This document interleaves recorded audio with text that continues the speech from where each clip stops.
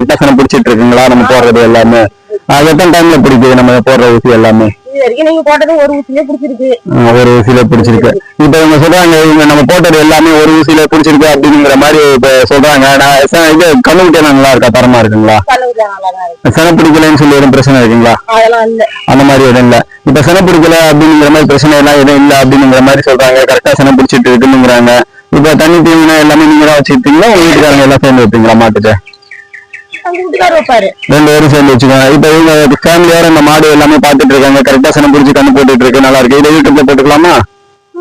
யூடியூப்ல போட்டுக்கலாம்னு சொல்றாங்க. Thanks for வாட்சிங். மாட்டு பண்ணையை நீங்க பாக்கலாம். இப்ப பூச்சிமேட்ல கீதானுங்கிறவங்க மாட்டு பண்ணையை தான் நம்ம பாத்துட்டு இருக்கோம். ஒவ்வொரு கண்ணுக்குட்டியும் அருமையா இருக்குது. நம்ம போட்ட கண்ணுக்குட்டி தான் ஒவ்வொன்றும் சூப்பரா இருக்குது. ஒவ்வொரு கண்ணுக்குட்டி நீங்களே பார்க்கலாம். ஒவ்வொரு கண்ணுக்குட்டி அவங்களே சொல்லியிருப்பாங்க, எல்லா கண்ணுக்குட்டியும் நீங்க தான் போட்டீங்க, நல்லா இருக்கு சார் அப்படிங்கிற மாதிரி அவங்களே சொல்லியிருப்பாங்க.